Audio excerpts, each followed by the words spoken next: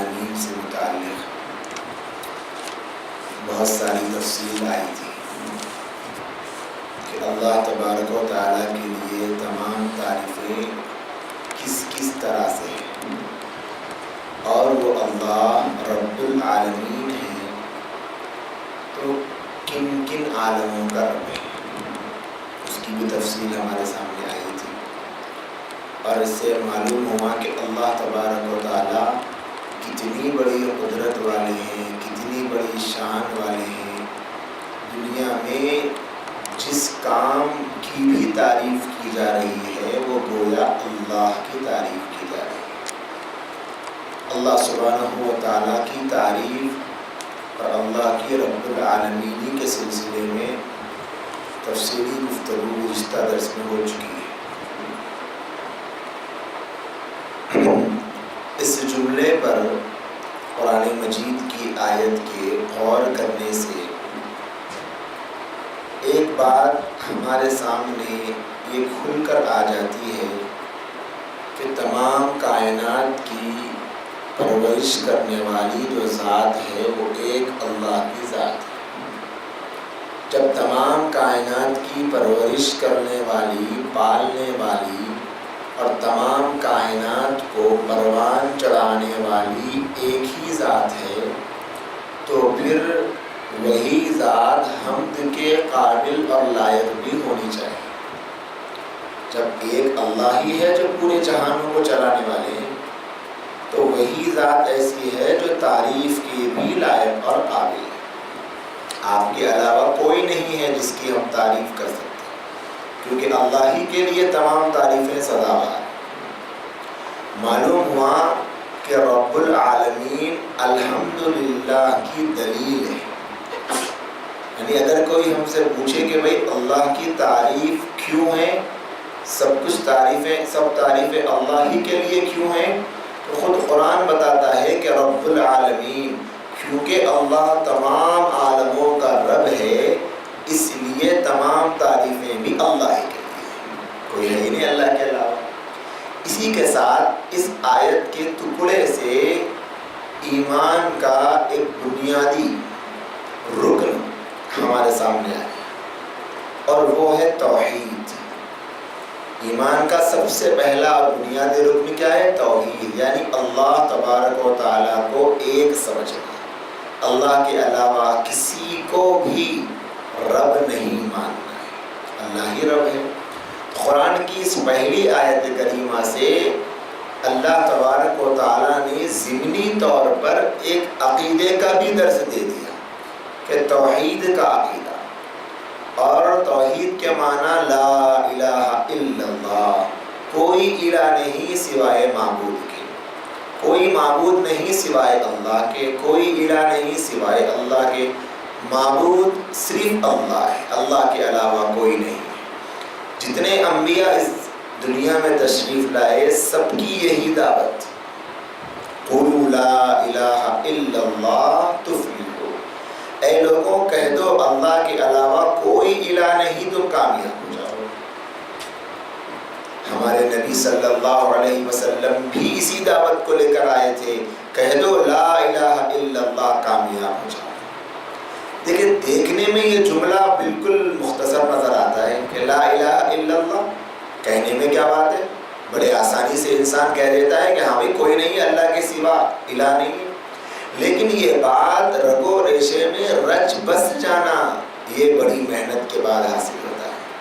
اللہ کے نبی علیہ السلام نے حضرات صحابہ پر 13 سال تک صرف اسی بات کی محنت کی کہ ان کا ایمان اللہ کی ذات پر پختہ ہو جائے، یقین اللہ کی ذات پر پختہ ہو جائے، اللہ تبارک و تعالیٰ سے ہونے کا یقین ان کے دلوں میں پیوست ہو جائے۔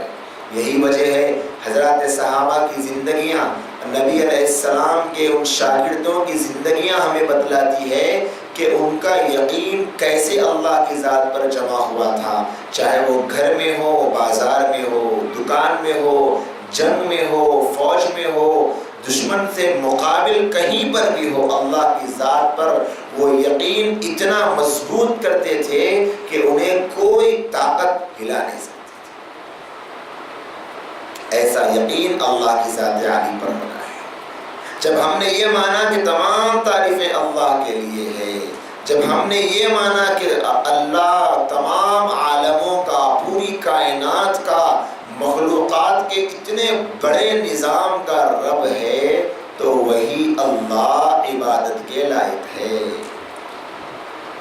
اللہ کے علاوہ کسی کے سامنے نہ سر کو جھکانا ہے، نہ سر کو ٹکانا ہے، یہاں تک کہ اپنی مرادوں کو نہ کسی کے سامنے سنانا ہے۔ یہ مطلب ہے توحید کا۔ اللہ کی جو صفات ہیں ان صفات میں کسی کو بھی شریک نہیں کرنا ہے۔ اللہ کی صفات جیسے اولاد دینا ہے، رزق دینا ہے، پانی برسانا ہے، مصیبت میں انسان آ جائے تو اس کو مصیبت سے نکالنا اللہ کا کام ہے۔ کوئی انسان خوش نہیں ہے تو اس کو خوشی دینا بھی اللہ کا کام ہے۔ ہر کام اللہ کی ذات کرنے والی ہے۔ انسان کا یہ کام ہے کہ وہ کسی بھی صفت میں اللہ کے ساتھ کسی اور کو شریک نہ کرے۔ مشرکین مکہ یہ کام کرتے تھے کہ پانی دینے والا جو ہے وہ یہ بت ہے، اولاد دینے والا یہ بت ہے، مصیبتوں میں پریشانیوں میں مدد کرنے والا یہ بت۔ اس طریقے سے انہوں نے اپنا معبود بنا لیا تھا۔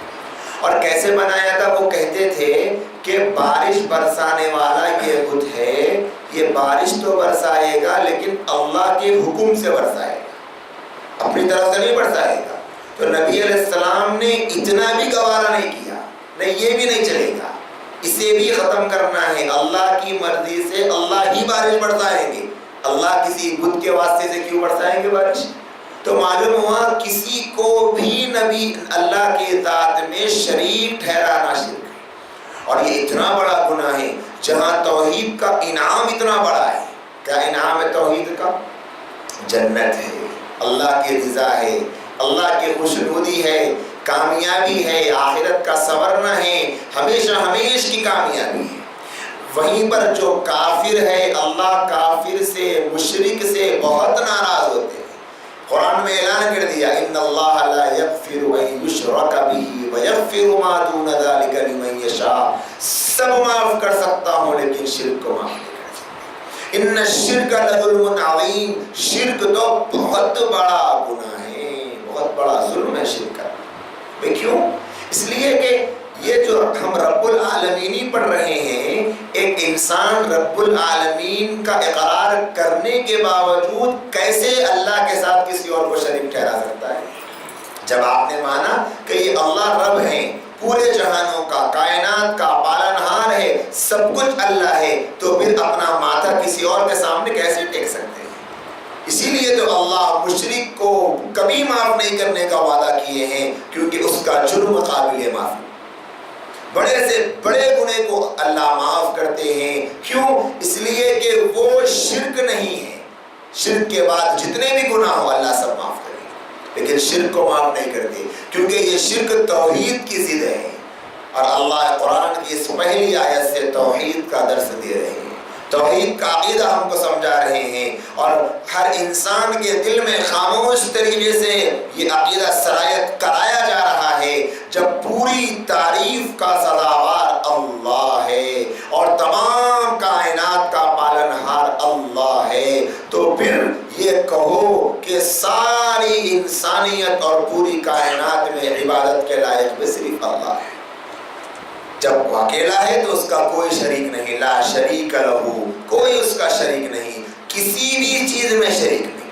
شریک نہیں کا مطلب ایسا نہیں ہے کہ بعض چیزوں میں شریک ہے، بعض چیزوں میں شریک نہیں، کسی بھی چیز میں شریک نہیں۔ اللہ کی جتنی صفات ہیں، کسی بھی صفت کو کسی بندے کے ساتھ خاص کرنا یا کسی بھی صفت کو کسی بندے میں ماننا یہ شرک ہے۔ کسی بھی صفت کو، اگرچہ ہم کو اس صفت میں یہ بات سمجھ میں نہ آتی ہو کہ اللہ کی عطا سمجھ کر بھی کہتے ہو، تب بھی اللہ کے برابر کرنا یہ شرک ہے۔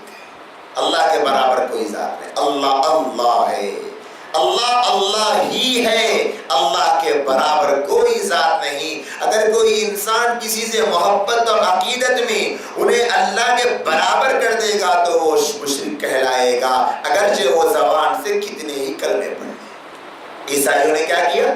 عیسائیوں نے حضرت عیسیٰ سے نفرت کے طور پر نعوذ باللہ یہ عمل نہیں کیا. انہیں بہت محبت تھی، عقیدت تھی، تعلق تھا حضرت عیسیٰ سے. اس تعلق کے بیس پر انہوں نے حضرت عیسیٰ کو اللہ کا بیٹا بنا دیا. اللہ کا بیٹا بنا. حضرت عزیر علیہ السلام کو یہودیوں نے اللہ کا بیٹا بنا ڈالا. وقالت الیہود عزیر ابن اللہ. ان یہودیوں کو حضرت عزیر سے محبت تھی، تعلق تھا، عقیدت میں یہ سمجھ لیا کہ حضرت عزیر اللہ کے بیٹے.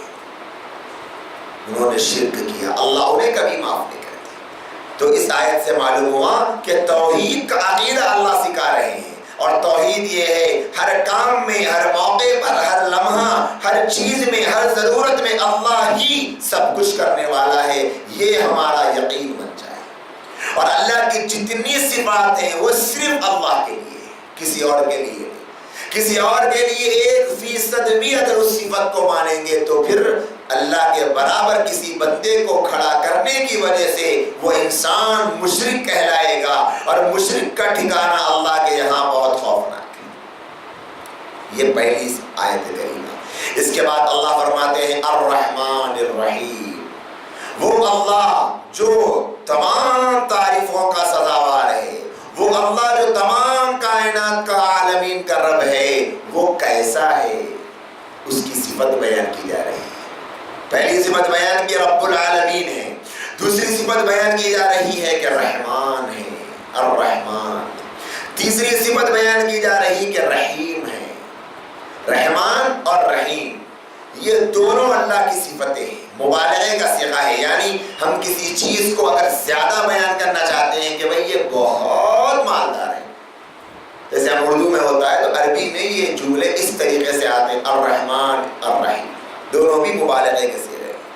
اور اس میں اللہ تبارک و تعالیٰ اپنی رحمت کو بتلا رہے ہیں. اللہ کی جو رحمت ہے اتنی وسیع ہے، اتنی وسیع ہے کہ کوئی دنیا کا ذرہ بھی اللہ کی رحمت سے باہر نہیں ہے. رحمان کے معنی آتے ہیں ایسی رحمت جو ہر کسی پر کوئی آپ کی رحمت سے باہر نہ ہو. یہ معنی ہے رحمان کی. اب دنیا میں ہم دیکھ لیں جتنی مخلوقات ہیں، جتنے ذرات ہیں، حیوانات ہیں، جاندار ہیں، پرند ہیں، چرند ہیں، سمندر کی مخلوق، آسمانوں کی مخلوق، فضاؤں کی مخلوق، ہواؤں کی مخلوق، اور رینگنے والی، تیرنے والی، دوڑنے والی، بھاگنے والی ساری مخلوقات پر اللہ مہربان ہے. کون کھلا رہا ہے سب کو؟ اللہ کھلا رہا ہے. یہ تو مخلوقات ہیں. اس سے ہٹ کر جو انسانی مخلوق ہیں اس پر غور کر کے دیکھ لیں. اگر ایسا ہوتا کہ اللہ صرف ایمان والے کو کھلانے کے لیے رحیم ہوتا، رحمان ہوتا، تو پھر کوئی کافر اپنے حلق کے نیچے سے ایک دانہ اتارنا پاتا. اللہ دیکھ رہا ہے. ایک دہریہ ہے وہ روزانہ خدا کا انکار کر رہا، اللہ اس کو بھی کھلا رہا. کوئی مشرک ہے وہ شرک کر رہا، اللہ اس کو بھی کھلا رہا. کوئی کافر ہے اللہ اس پر بھی مہربان ہے. دنیا کی کوئی مخلوق ایسی نہیں اور انسانی مخلوق کا کوئی فرد ایسا نہیں جو اللہ کی رحمت کے دائرے سے باہر. سب پر رحمت اللہ کی چھائی ہوئی ہے. ہر کسی پر اللہ مہربان ہے، ہر کسی کو. چاہے وہ اللہ کو نہ ماننے والا ہو، اللہ کا انکار کر دے، اللہ کی توحید کا انکار کرے، اللہ کی ربوبیت کا انکار کرے، کچھ بھی کر لے، لیکن اللہ اس پر مہربان ہے. ہم دیکھتے ہیں دنیا میں کتنے ایسے لوگ ہیں جو اللہ کو مانتے ہی نہیں لیکن پھر بھی بڑے مزے میں، پھر بھی سکون میں، پھر بھی اطمینان میں. تو رحمان کا معنی ہے اللہ کی ایسی رحمت جو ہر کسی پر، کوئی آپ کی رحمت سے باہر نہ ہو. اور یہ صفت صرف اللہ کی ہے. اللہ کے علاوہ کسی کو رحمان نہیں کہا جا سکتا. اسی لیے علماء نے مسئلہ لکھا کسی انسان کا نام اگر عبد الرحمان ہو صرف رحمان کہہ کر پکارنا جائز نہیں، کیونکہ رحمان صرف اللہ کی ذات ہے. رحمان کا جو معنی ہے وہ کسی پر فٹ نہیں ہوتا. اگر کوئی انسان مہربان بھی ہوگا تو 2 پر ہوگا، 4 پر ہوگا، 10 پر ہوگا، پوری مخلوق پر اللہ کے سوا کوئی مہربان نہیں ہو سکتا. اس لیے رحمان سوائے اللہ کے کسی کو نہیں کہا جا سکتا. اور رحیم کے معنی ہے ایسی رحمت جو کسی پر تو نہ ہو لیکن جس پر ہو مکمل ہو۔ رحمان میں اللہ کی ایسی رحمت جو ہر کسی پر ہو لیکن مکمل نہیں۔ دنیا میں دیکھتے ہیں اللہ کی رحمت ہے بندوں پر لیکن اللہ نے مکمل رحمت نہیں نازل کی۔ دنیا میں مصیبت کے ساتھ ہے، عافیت کے ساتھ ہے، تکلیف کے ساتھ ہے، کوئی ٹینشن میں ہے، کوئی خوشی میں ہے۔ دنیا میں بہت مخلوقات ہے لیکن ہر کسی کو اپنی اچھائی کے ساتھ کوئی نہ کوئی ٹینشن لگی ہے، کوئی نہ کوئی پرابلم لگی ہے، کوئی نہ کوئی پریشانی لگی ہے۔ محنت کر رہا ہے انسان، کما رہا ہے، سب کر رہا ہے لیکن اس کے ذہن پر ٹینشنوں کا ایک بوجھ ہے، پریشانیوں میں گھرا ہوا ہے۔ پوری انسانیت کو دیکھ لیں، ہر کسی پر اللہ کی رحمت ہے لیکن اللہ نے اس رحمت کے ساتھ مصیبت کو لگا، تکلیف کو لگا ڈالا۔ محنت کرنا پڑے گا تب کچھ ملے گا، اور وہ محنت کرنے کے بعد بھی پورا نہیں ملے گا۔ کتنا ملے گا؟ جتنا ملے گا کچھ دن رہے گا پھر چلا جائے گا، ختم ہونے والا ہے۔ لیکن اللہ نے آخرت میں جو رحمت دیں گے اللہ، وہ کیسی ہوگی؟ اللہ وہاں پر سب کو رحمت نہیں دیں گے، وہاں پر جو رحمت ملے گی صرف ایمان والوں کو، اور جتنی ملے گی کمپلیٹ ملے گی۔ کمپلیٹ کیا مانا؟ کہ وہاں پر اللہ جنت میں نعمت دے گا تو وہ نعمت ایسی ہوگی جس میں کوئی کھوٹ نہیں ہوگی، وہ نعمت کبھی ختم نہیں ہوگی، وہ نعمت کبھی زائل نہیں ہوگی، اس نعمت سے کبھی مسلمان محروم نہیں ہوگا۔ تو رحیم کا معنی ایسی رحمت جو کمپلیٹ ہو، سب پر نہ ہو، جتنوں پر ہو کمپلیٹ، مکمل ہو، کوئی پریشانی نہیں۔ جنت میں یہی حال ہوگا، کوئی پریشانی نہیں، کوئی مصیبت نہیں، کوئی ٹینشن نہیں۔ ایک بار جنتی جس ٹھکانے پر دیکھ لے گا ہمیشہ وہی رہے گا۔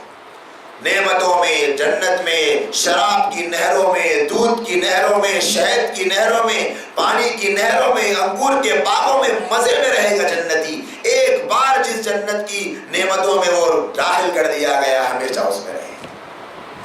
تو اس کو کہتے ہیں رحیم۔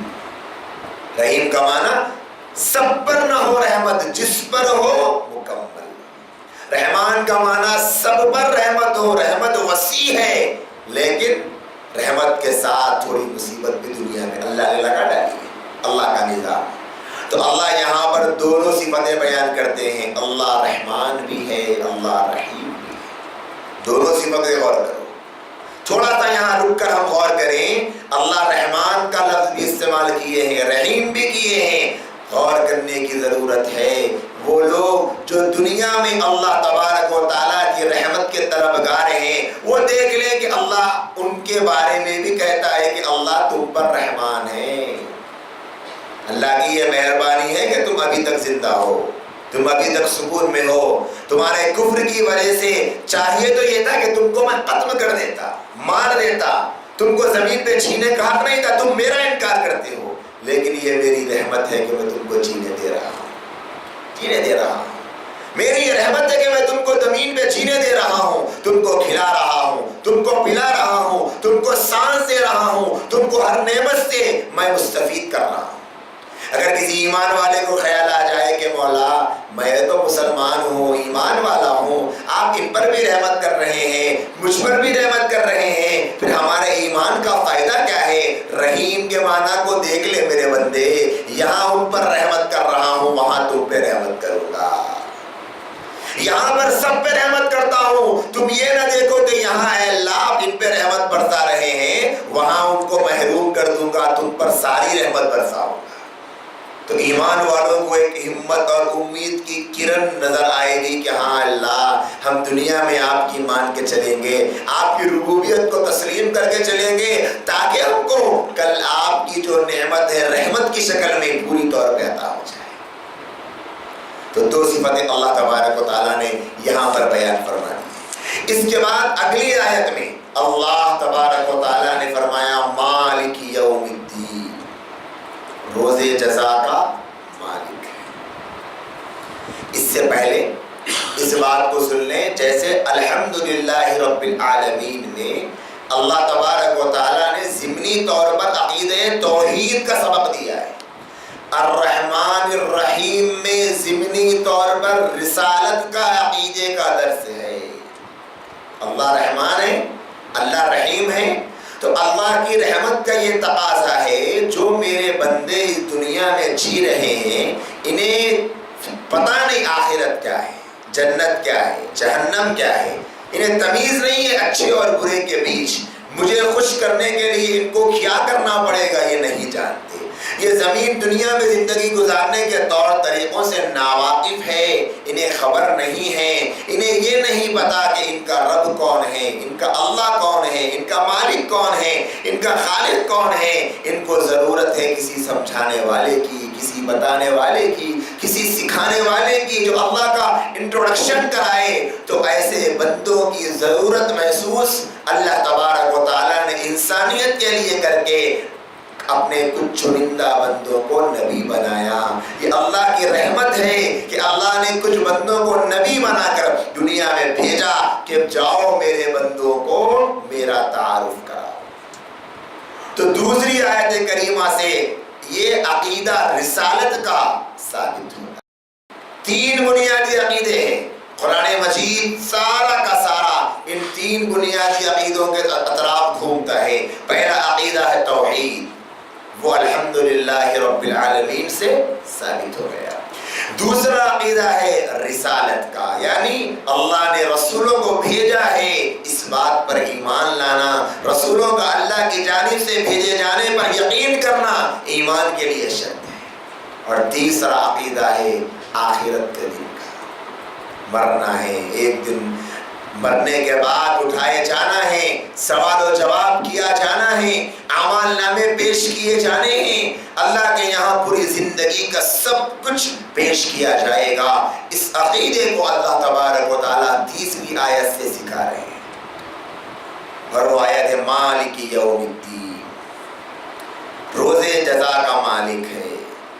مالک ملک سے نکلا ہوا ہے، اس کے معنی ہے کہ کسی چیز پر ایسا قبضہ کہ وہ اس میں تصرف کرنے کی قدرت رکھتا ہو، کہ کوئی مالک ہے کسی چیز کا۔ جیسے آپ اپنے گھر میں اپنی گاڑی کے مالک ہیں تو اب آپ کو اختیار ہے کہ آپ جیسے چاہیں اپنی گاڑی کو استعمال کر سکتے ہیں، تو اس کو کہتے ہیں مالک۔ تو پروردگار عالم مالک ہیں یوم جزا کے، دین کے معنی یوم الدین، مالکی یعنی مالک، یوم کے معنی دن، الدین جو آیا ہے یوم الدین، دین کے معنی جزا دینا، جزا دینا یعنی بدلہ دینا۔ ترجمہ کیا ہوا؟ روز جزا کا مالک، یعنی بدلے کے دن کا مالک ہے۔ کون ہے بدلے کے دن کا مالک؟ پروردگار عالم۔ یہاں پر ایک سوال پیدا ہوتا ہے، اور وہ سوال یہ ہے کہ اللہ کس چیز کا مالک ہے؟ اس کا تذکرہ تو یہاں پر نہیں ہوا، بس یہ کہا کہ مالک یوم الدین، روز جزا کا مالک ہے۔ تو اللہ تبارک و تعالیٰ نے یہاں پر کس چیز پر ملکیت ہے اس کا ذکر نہیں فرمایا ہے۔ تو تفسیر کشاف میں امام تفسیر نے اس بات کو نقل فرمایا ہے کہ روز جزا میں اللہ تبارک و تعالیٰ تمام کائنات کی ہر چیز کے مالک ہوں گے، تمام کائنات کی ساری کے ساری ملکیت اللہ ہی کی ہوگی روز جزا، یعنی قیامت کے دن ہر چیز کا مالک جو ہوگا وہ میرا اور آپ کا، پوری انسانیت کا رب کریم ہوگا۔ یہاں ایک چھوٹا سا سوال یہ ہوتا ہے کہ مالک یوم الدین تو اللہ نے کہہ دیا کہ روز جزا کا مالک ہے، روز جزا ہے کیا چیز؟ کسے کہتے ہیں روز جزا؟ یہاں اللہ تبارک و تعالیٰ نے یوم الدین کا لفظ استعمال فرما کر ایک ایسی بہترین حقیقت کو انسان کے سامنے کھول دیا ہے۔ اگر کوئی انسان اس کو سمجھ جائے تو یوں سمجھ لے کہ اس نے دنیا میں رہنے کے مقصد کو سمجھ لیا، پیدائش کے مقصد کو سمجھ لیا۔ وہ یہ ہے، اللہ فرماتے ہیں روز جزا کا مالک۔ اس لفظ سے یہ مطلب نکل رہا ہے کہ یہ جو دنیا ہے یہ جزا سزا کی دنیا نہیں ہے، یہ جو دنیا ہے بدلے کی دنیا نہیں ہے، یہ جو دنیا ہے یہ سیلری ملنے کی دنیا نہیں ہے، یہ دنیا بس عمل کی دنیا ہے، کام کی دنیا ہے، محنت کی دنیا ہے، کوشش کی دنیا ہے۔ عمل کی جگہ دنیا ہے، بدلے کی جگہ روز جزا ہے۔ آخرت ہے۔ اس سے یہ بھی معلوم ہو گیا کہ اب جو آدمی یہاں دنیا میں کام کرتا ہے، محنت کرتا ہے، کوشش کرتا ہے، وہ سب محنتیں اور کوششیں بظاہر انسان دیکھ کر یہ سمجھ رہا ہے کہ بھائی اتنی محنت کر رہا ہے یہ انسان۔ کوئی آدمی اگر محنت کرنے والے کو دیکھ کر ترس کھا رہا ہے، کسی کمپنی کے امپلائی کو دیکھ کر اتنی محنت کر رہا ہے، اگر کوئی ترس کھا رہا ہے، اس کو کہہ رہا ہے کہ بھائی کیوں اتنی محنت کر رہا ہے، کیوں اتنی کوشش کر رہا ہے، تو وہ کہے گا کہ نہیں بھائی یہ جو محنت کر رہا ہوں یہ ظلم نہیں ہے مجھ پر، یہ میرے لیے تو بڑا اچھا خوشی کا موقع ہے۔ کیوں؟ اس کے پیچھے 30 دن بعد ملنے والی سیلری ہے کہ میں محنت کروں گا تو مجھے 30 دن کے بعد اس کا بدلہ ملے گا، کوشش کروں گا تو اس کے بعد مجھے بدلہ ملے گا۔ کوئی بڑے سے بڑا عقل مند بھی اسے دیکھ کر یہ نہیں کہتا کہ کیا بھائی آپ اتنی محنت کر رہے ہیں، کیوں اپنے جان کو جوخم میں ڈال رہے ہیں، کیوں اتنی مشقت اٹھا رہے ہیں، کیا ملے گا آپ کو؟ وہ بھی یہ کہے گا کہ بھائی اتنی محنت کر رہا ہے، مہینہ ہونے کے بعد اس کو بہت کچھ ملے گا۔ یہی وجہ ہے حضرات انبیاء اور اولیاء ان کی زندگیوں میں مصیبتوں کے پہاڑ توڑے جاتے ہیں لیکن وہ مطمئن ہوتے ہیں۔ کیوں؟ انہیں یہ پتا ہے کہ اس تکلیف کے پیچھے آخرت کی جزا ہے۔ سکون آخرت کا، آخرت کا مزہ ہے، آخرت میں ہم کو انعام ملنے والا ہے، آخرت میں ہمارا اکرام ہونے والا ہے۔ انہیں یقین ہوتا ہے اس بات کا، اس لیے وہ اطمینان میں ہوتے ہیں، اس لیے وہ سکون میں ہوتے ہیں۔ الغرض دنیا کی جو عیش و عشرت ہے، دنیا کا جو سکون ہے، دنیا کا جو اطمینان ہے، یہ انسان کے لیے ہمیشہ کا نہیں ہے، وقتی ہے، ٹیمپروری ہے، آج ہے کل ختم ہونے والا ہے۔ اس سے یہ بھی معلوم ہوا کہ جب دنیا کا عیش و آرام سکون وقتی ہے، ہمیشہ کا نہیں ہے، تو پھر دنیا میں کوئی انسان اگر عیش و عشرت میں نظر آتا ہے، مال اس کے پاس بہت ہے، گھر بڑا اچھا ہے، جائیدادوں کے انبار ہے، تو یہ اللہ کے یہاں مقبول ہونے کی علامت نہیں ہے۔ کیوں؟ اس لیے کہ اللہ کے یہاں قبولیت کا معیار یہ دنیا نہیں ہے، اصل آخرت ہے۔ اور یہ بھی معلوم ہو گیا اگر کوئی غریب ہے، کوئی پریشان ہے، کوئی مصیبت میں ہے، کوئی غربت کی زندگی گزار رہا ہے، اس کا یہ مطلب نہیں ہے کہ اللہ کے یہاں یہ مبغوض ہے۔ مالداری اور غربت اللہ کے یہاں کامیابی اور ناکامی کا معیار نہیں ہے۔ اللہ نے مثالیں رکھ دی، اگر مالداری میں کامیابی ہوتی تو پھر موسیٰ علیہ السلام کو اپنی نگاہیں پھاڑ کر دکھانے والا قارون کامیاب ہو جاتا، اگر کرسی میں عزت ہوتی تو فرعون کامیاب ہو جاتا، اور اگر غربت میں ناکامی ہوتی تو پھر اللہ تبارک و تعالیٰ اپنے کامیاب نبیوں کو انسانیت کے سامنے اسوے کے طور پر پیش نہ کرتے۔ دیکھو کتنے ہمارے بندے ہیں غربت کی زندگی گزارے ہیں لیکن وہ کامیاب ہیں۔ تو معلوم ہوا مال کی فراوانی اور مال کا کم ہونا، دنیا کی کثرت اور دنیا کا کم ہونا، دنیا میں راحت اور دنیا میں مصیبت کا ہونا، دنیا میں سکون کا ملنا، دنیا میں سکون کا نہ ملنا، یہ وقتی چیزیں ہیں، یہ کامیابی اور ناکامی کی علامتیں نہیں ہیں۔ ہاں یہ اور بات ہے، کبھی کسی انسان کو اللہ تبارک و تعالیٰ انعام کے طور پر دنیا ہی میں راحت دے دیتے ہیں، کبھی اللہ تبارک و تعالیٰ کسی انسان کو مال دیتے ہیں آزمائش کے لیے، کبھی کسی انسان کو اللہ تبارک و تعالیٰ فراوانی دیتے ہیں آزمائش کے لیے، کبھی کسی انسان پہ مصیبت آتی ہے عذاب کی شکل میں، کبھی تکلیف آتی ہے، پریشانی آتی ہے، یہ کیا ہے؟ یہ عذاب بھی ہمیشہ کا نہیں ہے، وقتی ہے۔ اللہ تعالیٰ قرآن مجید میں ارشاد فرماتے ہیں وَلَنُذِيقَنَّهُم مِّنَ الْعَذَابِ الْأَدْنَىٰ دُونَ الْعَذَابِ الْأَكْبَرِ لَعَلَّهُمْ يَرْجِعُونَ، ہم ان کو بڑے عذاب سے پہلے چھوٹے عذاب کا مزہ چکھا رہے ہیں۔ کیوں؟ لَعَلَّهُمْ يَرْجِعُونَ، تاکہ یہ لوگ اپنے گناہوں سے باز آ جائے، اپنے کفر و شرک سے باز آ جائے۔ معلوم ہوا دنیا میں اگر کسی کو کوئی مصیبت آ بھی رہی ہے یا تو آزمائش کے لیے یا تو عذاب کے لیے، لیکن یہ بھی جزا نہیں ہے، جزا نہیں ہے، بس تھوڑا سا سیمپل ہے۔ اسی طرح اللہ تبارک و تعالیٰ نے ایک اور مقام پر فرمایا كَذَلِكَ الْعَذَابُ وَلَعَذَابُ الْآخِرَةِ أَكْبَرُ لَوْ كَانُوا يَعْلَمُونَ، یہ ہوتا ہے عذاب۔ اللہ نے قوموں پر عذاب بھیجا، کتنی قوموں پر اللہ تبارک و تعالیٰ نے عذاب بھیجا، ان کے اوپر اللہ نے اپنی طرف سے ناراضگی کا اظہار کیا، پھر کیا فرماتے ہیں اللہ؟ اس کو کہتے ہیں عذاب، لیکن یہ نہ سمجھنا کہ یہی عذاب ہے۔ وَالْعَذَابُ الْآخِرَةِ أَكْبَرُ، آخرت کا عذاب بہت بڑا ہے۔ یہ تو بس ایک چھوٹا سا ہم نے نمونہ پیش کر دیا کہ تم سمجھو عذاب اس کو کہتے ہیں۔ تو معلوم ہوا دنیا کی راحت بھی وقتی ہے، دنیا کی مصیبت بھی وقتی ہے، دنیا کی خوشی بھی وقتی ہے، دنیا کا غم بھی وقتی ہے۔ انسان سمجھتا ہے کہ کوئی مصیبت آ جاتی ہے کہ مجھ سے بڑی مصیبت کسی کو نہیں آئی۔ اگر وہ یہ تصور کر لے کہ بھائی مجھے جو مصیبت آئی ہے یہ آج ہے کل ختم ہو جائے گی، بس ذہن سے ٹینشن ہی ختم ہو گیا مصیبت کا۔ جب انسان یہ دیکھ لے کہ یہ مصیبت ہمیشہ رہنے والی نہیں ہے، آج ہے کل ختم ہو جائے گی، اصل مصیبت تو آخرت کی ہے، اصل تکلیف تو آخرت کی ہے۔ اسی لیے حضرت شیخ عبد القادر جیلانی نور اللہ مرقدہ کے ملفوظات میں یہ بات ملتی ہے کہ اللہ نے دنیا میں مصیبت کو جہنم کی مصیبتوں کے سمجھنے کے لیے رکھا ہے۔ مثال کے طور پہ کہ تم یہاں کی مصیبت کو دیکھو اور جہنم کی مصیبت کا تصور کرو، یہاں کی تکلیف یہ ہے تو جہنم کی تکلیف کا حال کیا ہوگا، یہاں کی آگ یہ ہے تو جہنم کی آگ کا حال کیا ہوگا، یہاں کی تکلیف اور مصیبت یہ ہے تو جہنم کی مصیبت کا حال کیا ہوگا۔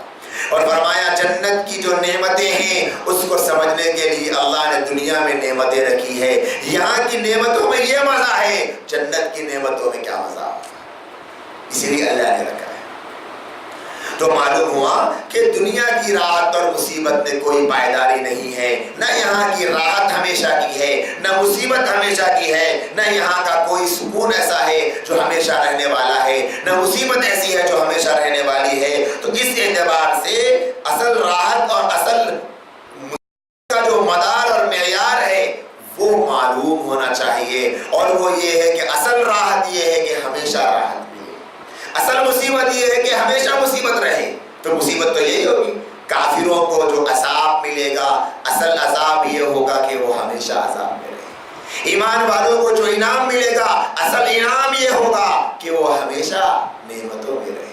تو عدل و انصاف کا یہ تقاضا ہے کہ ان دونوں کے درمیان فرق کرنے کے لیے کوئی وقت ہو، ایک ایمان والا ایک کافر، ایک اللہ کا باغی ایک اللہ کا فرما بردار، ایک طرف اللہ کو خوش کرنے والا ایک طرف اللہ کو ناراض کرنے والا، ایک طرف اللہ کا فرما بردار ایک طرف اللہ کا نافرمان، ایک طرف عبادات کو کرنے والا ایک طرف عبادتوں کو چھوڑنے والا، ایک طرف ترازو کو صحیح تولنے والا ایک طرف ترازو میں ڈنڈی مارنے والا، ایک طرف بازار میں سچ بولنے والا ایک طرف بازار میں جھوٹ بولنے والا، ایک طرف رشوت لے کر حرام مال اپنے جیب میں ڈالنے والا، ایک طرف رشوت سے بچنے والا، ایک طرف سود کھا کر اپنی ماں سے زنا کے برابر گناہ کرنے والا، ایک طرف سود سے بچنے والا، ایک طرف ماں باپ کی عزت کرنے والا ایک طرف ماں باپ کو ناراض کرنے والا، ایک طرف شوہر کا حق ادا کرنے والی ایک طرف شوہر کو ناراض کرنے والی، ایک ہے رات میں مصلی پہ کھڑے ہو کر اللہ کے سامنے رونے والا، ایک ہے بازار میں اور کلبوں میں ناچنے والا، ایک ہے اپنے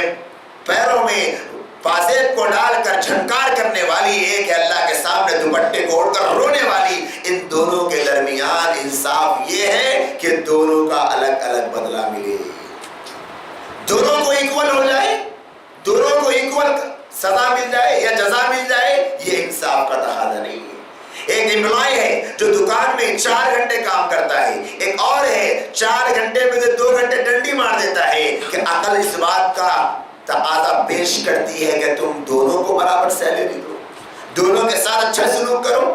عقل کہتی ہے کہ نہیں نہیں، یہ تو ہمارے ساتھ ہماری کمپنی کے لیے یہ تو ایک کلنک ہے، یہ ہمارے پاس آتا تو ہے لیکن ہمارا کام نہیں کرتا، دوسرا ہمارا کام کرتا ہے، دونوں کے ساتھ برابری نہیں کی جا سکتی۔ یہ عدل و انصاف کے خلاف ہے۔ جب انسان خود عدل چاہتا ہے، انسان خود انصاف چاہتا ہے، انسان کے مزاج میں ہے کہ انصاف ہو، میرے ساتھ انصاف ہو، ہر انسان یہ چاہتا ہے۔ جب اس کو کوئی چیز ملنا ہوتی ہے تو کہتا ہے کہ مجھے برابر ملے، میرا حق مجھ کو ملے۔ تو اللہ تبارک و تعالیٰ جو انسانوں کو پیدا کرنے والے خالق اور مالک ہیں، ان کے یہاں بھی انصاف کا تقاضا یہ ہے کہ دونوں کو ایک کٹہرے میں لا کر کھڑا نہیں کیا جائے گا۔ دونوں برابر ہو جائیں گے تو پھر دنیا کیسے آزمائش کا گھر ہوگی، کیسے دارالعمل ہوگی، کیسے یہاں امتحان ہوگا۔ الگ الگ کیٹیگری زندگی میں رکھنا پڑے گا. ایمان والوں کو الگ جزا ملے گی, کافروں کو الگ جزا ملے گی, بے نمازی کو الگ, نماز پڑھنے والے کو الگ انعام ملے گا, جھوٹ بولنے والے کو الگ سزا ملے گی, سچ بولنے والے کو الگ انعام ملے گا, رشوت لینے والے کی سزا الگ ہوگی, رشوت سے بچنے والے کا انعام الگ ہوگا, سود لینے والے کی سزا الگ ہوگی, سود سے بچنے والے کا انعام الگ ہوگا, رات میں مصلی پر کھڑے ہو کر رونے والی پر اجر الگ ملے گا, اور رات میں کلبوں میں ناچنے والیوں کو عذاب الگ ملے گا. یہ اللہ کے انصاف کا تقاضا ہے, اور یہی انصاف کا تقاضا اس بات کا بھی تقاضا کرتا ہے کہ کوئی وقت ہو اس انصاف کے کرنے کے لیے. اور اسی وقت کا اور اسی دن کا نام شریعت کی نظر میں یوم جزا ہے. انصاف کا دن, فیصلے کا دن, اسی کو کہتے ہیں انصاف کا دن. اور قرآن مجید میں اللہ تعالیٰ بھی اسی کی, جو میں نے ابھی آپ کے سامنے وضاحت کی, اللہ تعالیٰ یوں منظر کشی فرماتے ہیں, وَمَا يَسْتَوِي الْأَعْمَى وَالْبَصِيرُ, کیا بتاؤ تو صحیح اندھے اور دیکھنے والے دونوں برابر ہو سکتے ہیں. اللہ آگے فرماتے ہیں وَالَّذِينَ آمَنُوا وَعَمِلُوا الصَّالِحَاتِ وَلَا الْمُسِيءُ, نیک عمل کرنے والے, ایمان لانے والے اور ایمان نہ لا کر نیک عمل نہ کرنے والے دونوں برابر ہو سکتے ہیں, دونوں برابر نہیں.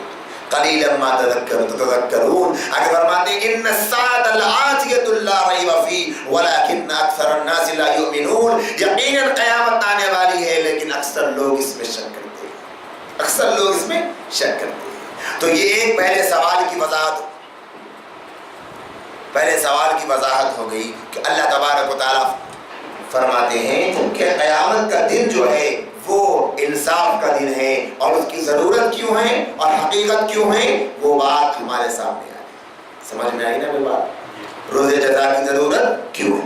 دوسرا ایک سوال یہ پیدا ہوتا ہے کہ اللہ تبارک و تعالیٰ تمام انسانیت کے, کائنات کے مالک ہے اور خالق ہے, وہ تو ہے ہی. اللہ یہاں فرماتے ہیں مالک یوم الدین, روز جزا کا مالک اللہ ہے. روز جزا کے مالک بولنے میں کیا خاصیت ہے؟ اللہ تو مالک ہے, ساری انسانیت کے مالک اللہ ہے, کائنات کے مالک اللہ ہے, ذرے ذرے کے مالک اللہ ہے, پتے پتے کے مالک اللہ ہے. پھر یوم الدین, روز جزا کے مالک کہنے میں کیا خاصیت ہے؟ اس سوال کا جواب قرآن مجید کی آیات کو پڑھنے سے یہ معلوم ہوتا ہے کہ اللہ تبارک و تعالیٰ نے یہاں دنیا میں وقتی اور ٹیمپروری اور تھوڑی بہت ملکیت انسانوں کو بھی دی ہے. انسانوں کی ملکیت زندوں پر ہے, مردوں پر نہیں ہے. انسانوں کی ملکیت ظاہر پر ہے, باطن پر نہیں ہے.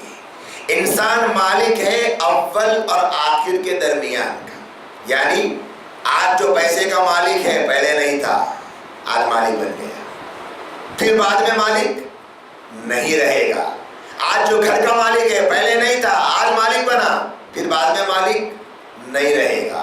آج جو زمین کا مالک بنا پہلے نہیں تھا, اب بنا, پھر بعد میں وہ زمین کا مالک نہیں رہے گا. لیکن اللہ پہلے بھی مالک تھا, آج بھی مالک ہے, آگے بھی مالک رہے گا. تو انسان کی یہ ملکیت ہے درمیانہ, وقتی, مردوں پر نہیں ہے, زندوں پر ملکیت ہے. مردوں پر کیا ہے؟ اللہ نے کچھ چیزوں کو ان کی ملکیت بنا ڈالی, انسان کو دے دی.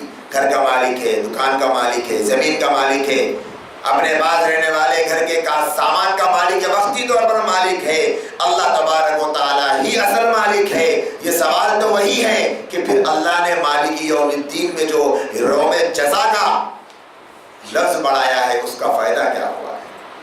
تو علماء کرام نے اس کا فائدہ یہ بتلایا ہے, مالک تو اصل میں اللہ ہی ہے, اللہ ہی ہے. لیکن اللہ تبارک و تعالیٰ انسان کے سامنے اس بات کو بیان فرماتے ہیں کہ اے انسان, اصل مالک تو میں ہی ہوں, لیکن میں نے تجھے اپنے رحم اور کرم سے ملکیت کا اختیار دے دیا ہے. میں نے تجھے بنا دیا ہے مالک, تو مالک نہیں ہے, میں نے تجھے بنایا ہے. اللہ اس آیت کریمہ سے یہ سکھا رہے ہیں. پھر دوسری بات یہ بتلائی جا رہی ہے کہ میں نے تمہیں مالک بنایا تھا, گھر کا, سامان کا, بچوں پر بڑا بنایا, بیوی پر بڑا بنایا, خاندان کا بڑا بنایا, تم کو ذمہ دار بنایا تھا. لیکن تو مغرور انسان نکلا, تو غرور میں آ گیا, تو نے مال کے نشے میں مجھے بھلا دیا. تو نے سامان کے نشے میں مجھے بلا دیا، تو نے بزنس اور کاروبار کے نشے میں مجھے بلا دیا، تو نے دنیا کے نشے میں مجھے بلا دیا، تو نے دنیا کی محبتوں میں پڑھ کر میں نے جو تجھے دنیا عطا کی، تو نے مجھی کو نافرمانی کی کوششیں کر کے مجھے ناراض کر دیا۔ سن لے، یہاں میں نے تجھے وقتی مالک بنایا تھا، تو نے ایسا کر دیا، لیکن یہ تیری جو ملکیت چند روزہ یہ ختم ہو جائے گی، کل قیامت میں ایک ملکیت میری ہوگی، قیامت میں تجھے میں ایک ذرے برابر کا مالک نہیں بناؤں گا۔ آج تو نے اپنی ملکیت میں جو غداری کی ہے میرے ساتھ، تو نے میری امانت پہ جو خیانت کی ہے، کل قیامت میں جب میں مالک بنوں گا تو میں تجھ سے اس کا حساب لوں گا۔ آخرت کے عقیدے کا اللہ تبارک و تعالیٰ درس دے رہے ہیں یا نہیں دے رہے ہیں؟ بھائی دے رہے ہیں نا درس، بات ہم کو سمجھ میں آ رہی ہے نا؟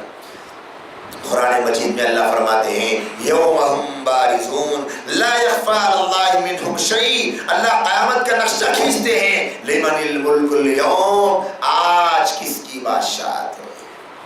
دنیا میں تو بڑے بادشاہ تھے، میرا گھر، میری دکان، میری جائیداد، میرا کپڑا، میرا فون، میرا فلاں، میرا فلاں، میرا فلاں۔ اللہ پوچھیں گے آج کس کی بادشاہت ہے بتاؤ؟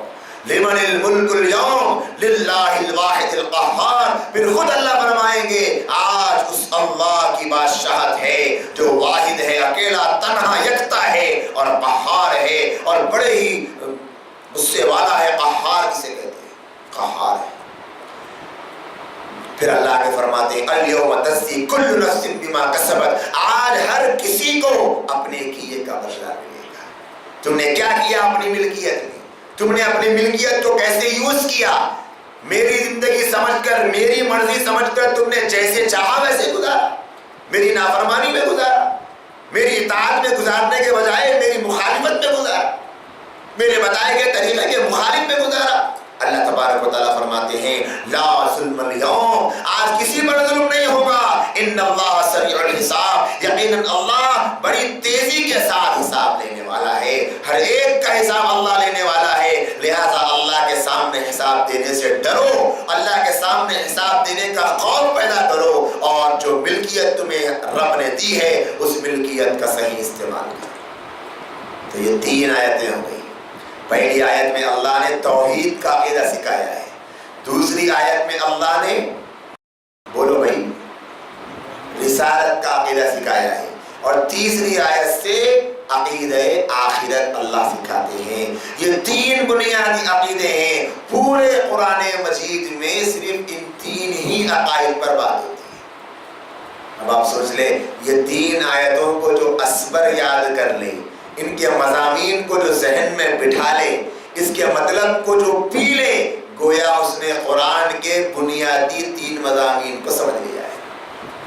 پورے قرآن میں آپ کو یا تو توحید کا موضوع ملے گا، یا رسالت کا ملے گا، یا فکر آخرت، بس 3 ہی موضوع۔ ان 3 آیتوں میں اللہ نے 3 موضوعوں کو سمیٹ دیا ہے۔ سوچے اب آپ، شروع میں کہا گیا تھا نا سورہ فاتحہ پورے قرآن کا خلاصہ ہے، بات سمجھ میں آ رہی ہے نا؟ 3 آیتوں میں پورے قرآن کے 3 مضامین سمٹ گئے ہیں۔ اللہ پاک سے دعا ہے اللہ تبارک و تعالی ہم تمام کو قرآن مجید کے مضامین کو صحیح معنی میں سمجھنے کی توفیق عطا فرمائے۔ وآخر دعوانا ان الحمد للہ رب العالمین۔